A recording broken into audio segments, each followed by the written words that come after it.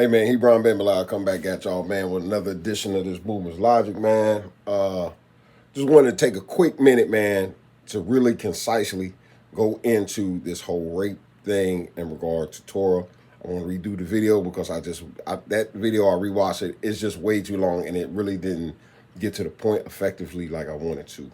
I'm going to make this one concise, brief. I'm going to try to keep it within the confines of 10 minutes because I can do that because it really is all about Deuteronomy 22. So anyway, man, if you haven't already, man, go to the channel, hit the bell for notifications, subscribe, all that type of stuff right there. Thumbs up the videos if you like them, etc., etc. So anyway, this whole situation in regard to dealing with rape came about because of the fact that you had some brothers, some Hebrew brothers on the street corner with Polite, and Polite was debating them or asking them about rape in regards to the Bible, and he had heard that rape was permissible in the Bible and that it's sanctioned.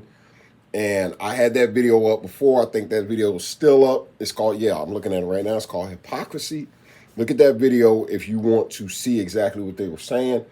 The other video in regard to rape, I've already taken it down. So I just want to really just do this one really concisely, really briefly, and just hit on and just read it to you guys and then just go back and summarize it for you. So I'm going to be coming out of Deuteronomy 22, and I'm going to start at Deuteronomy 22 and 22. So it says, if a man be found lying with a woman married to a husband, then they shall both of them die. Both the man that lay with the woman and the woman, so shall you put away the evil from amongst you. So this is a particular instance, it's not rape, it's adultery.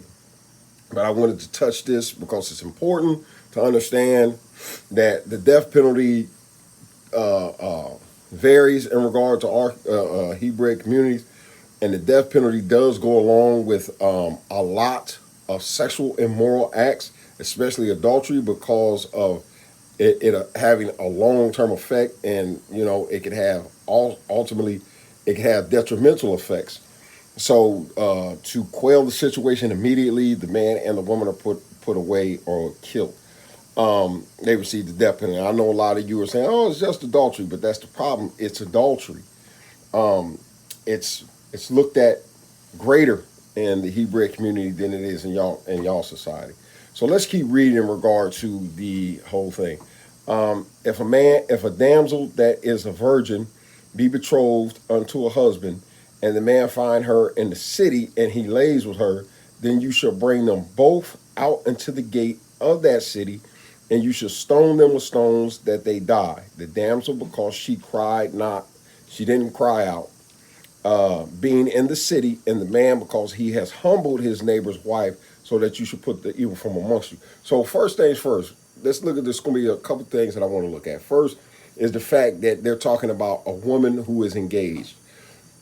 Engagement in Hebrew culture is looked at the same as marriage.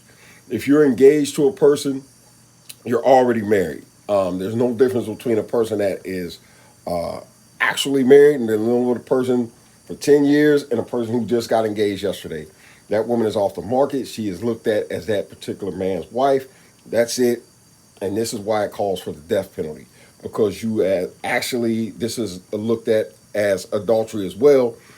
And even though she might have been raped, she was in the city. She didn't cry out. So the conclusion is going to be that she didn't cry out. She was in the city. She could have called for help. She didn't. So more than likely, once they got found out, this was what was going on. You know what I'm saying? She can talk about she was raped after the fact. Doesn't matter. Now, I know there's a lot of other mitigating circumstances that goes into this, but superficially, looking at it from the surface, from a superficial perspective or a first glance, this is the commandment that if she's raped inside of a city, she should cry out. So a lot of you, me too, that would never fly. That would never fly. You coming up, popping up 2-3 days, a week, month later, 2 months, 6 months, talking about this man raped you. Nah, you had your opportunity, especially if it happened inside of the city. The man and the woman both get put to death. Now, understand, rape is a serious, serious accusation in Hebrew communities. So this is why I found it, just wild when these brothers was just so flippant with it, like, yeah, you can just go and run. No, you can't. And it's explaining to you here, so let's just keep reading this commandment. Okay, so we're down at 25. But if a man find a betrothed damsel, she's engaged, in the field, and the man force her, and he lies with her, he rapes her, then the man only that lay with her shall be put to death. But unto the damsel you shall do nothing. There is in the damsel no sin worthy of death. For when a man rises against his neighbor and slayeth him, even so is this matter. So the situation in regard to rape is so serious that it is actually put up there on the pedestal or on that shelf or on that level with, as you can see, murder. He said, look, this is the equivalent of murder. You know, you have went and raped this lady, especially a virgin. You have went and destroyed her physically, and you destroyed her psychologically. You know what I'm saying? And she belongs to another person. So the only thing we're gonna do with you, buddy, is we're gonna kill you. Now there's a difference once again in her being in the city and her being in the field. So just say, for instance, she lived in the country. This happened to her in the country. She could scream and scream and scream, but there was no one there to answer her cries. And they said she's not guilty because we don't know if she screamed or not. She came straight into the city, you know, as she was when she got raped, and she presented herself to us an hour after it happened, and she had on the same garments. We was able to track DNA, whatever the case may be. But nobody heard her because they were too far out where nobody could actually hear her. So this is the difference between being in the city and being in the country, being in a rural area. This is why there's two differences. That in that particular instance, if they walked down on them and caught them in the act, that they both die, because she's claiming that she was being raped, but this could have been consensual. So that the conclusion is going to be that this was a consensual act between these two people because she didn't cry out. Now, once again, I understand there will be more mitigating circumstances that go into it that will be heard, because death penalty situations are thoroughly investigated in Israel every time. They're looked at, they're really seriously scrutinized. Before you put a person to death, you really have to, dot all your I's and cross all your T's to make sure that everything is adding up. So they just didn't say, oh, because she wasn't screaming out, kill her. No, there's a thorough investigation. So that's in the city. And if she is betrothed, meaning she's engaged, or she is married already. You understand? It's just not an engaged woman that this happens to. An engaged virgin. This is a woman who actually is married to somebody. This dude runs down and rape her. This is what happens to him. Because you have to understand what you're doing to this person. You're destroying this woman's mental and you're destroying her physical.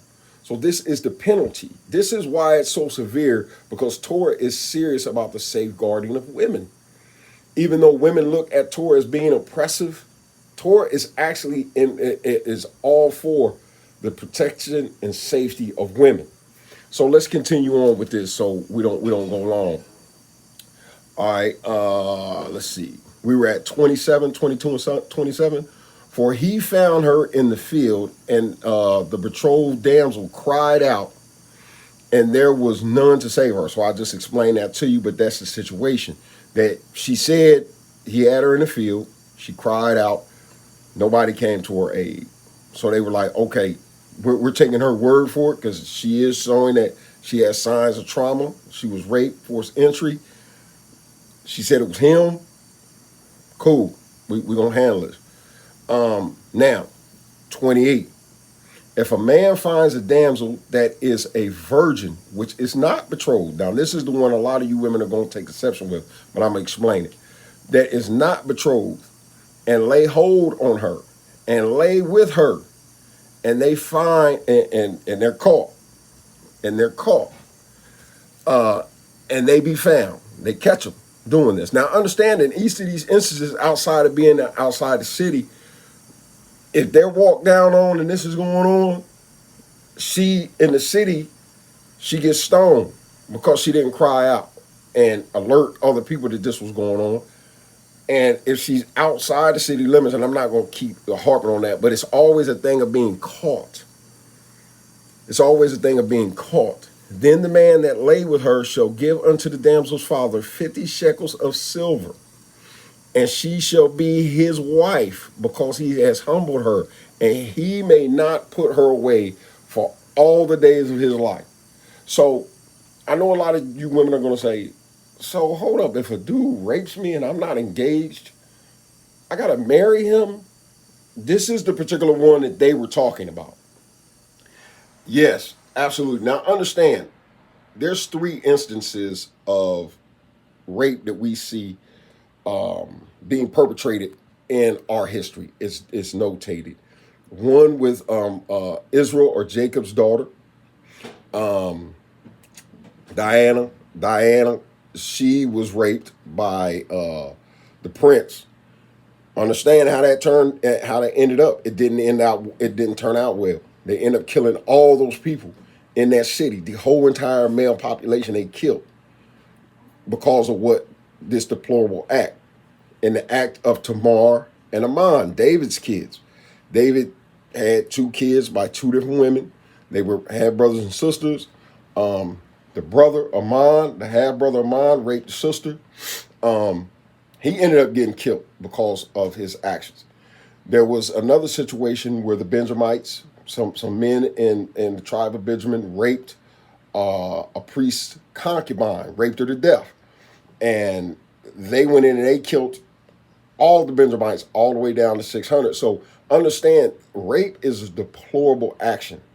It's looked at as being evil and deplorable. Now, in this particular case, understand, you're not going to be able to find one instance in the Bible where you just got men running around wholesale just raping women because they wanted them. That doesn't happen. That's not even in there. There's a thing called morality, ethics. This just doesn't happen. We have three examples, and in each example, a lot of blood was shed, a lot of lives was lost behind that one particular action. Rape is not tolerated. Now, in this particular instance, I'm gonna go ahead and break this down for you, because this is why the guy must keep the young lady, is because of the fact of what he's done to her. She's not betrothed to anybody. So understand, she's not engaged. She's nobody's wife. She hasn't been spoken for yet. So if this occurs with her, the individual who has perpetrated this act has to take on the responsibility of this woman for the rest of her life, because he has destroyed her. He has ruined her for any other man. No other man is going to want her because of the physical damage that's been done to her, because virginity is a highly valued thing in Israel. This is why you had to pay for a woman with a dowry. If she was a virgin, you had to pay for her. It was a valued thing for a woman to be a virgin. It was looked on as a prestigious and great thing. This is what men wanted. Men wanted to marry virgins because they didn't come with baggage. They didn't come with a lot of issues. They didn't come with baby daddies and ex-boyfriends and all that type of stuff. Well, by the way, Israelites, we don't do no dating.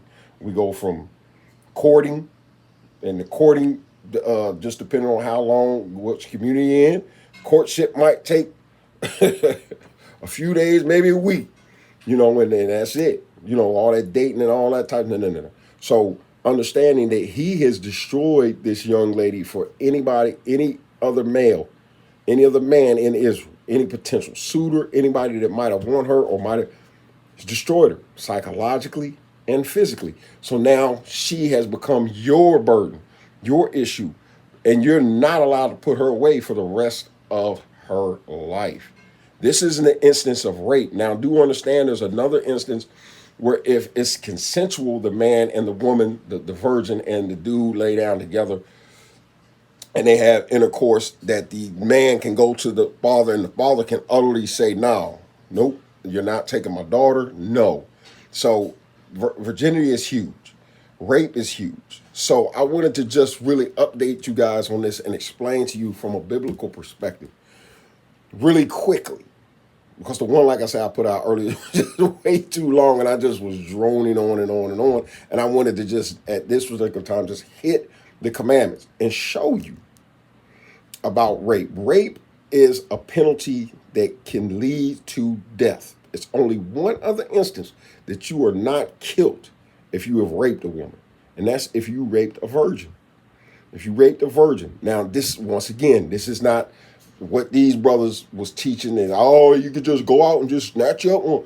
This was not practiced in Israel. You can't find that anywhere in there, but we do understand the penalty behind rape. And this is what's most important, because you have a lot of women out there who this system is failing them. And it actually is, because you have been raped, you have been molested, you have been touched, and there's no justice for you. There's none. There's no justice for you. There's no justice for your husband, a potential suitor. There's no justice involved in just locking a dude up. No. Here, in this one here, it say knock the whole top of his dome off. That's how we deal with him. So rape is frowned down upon.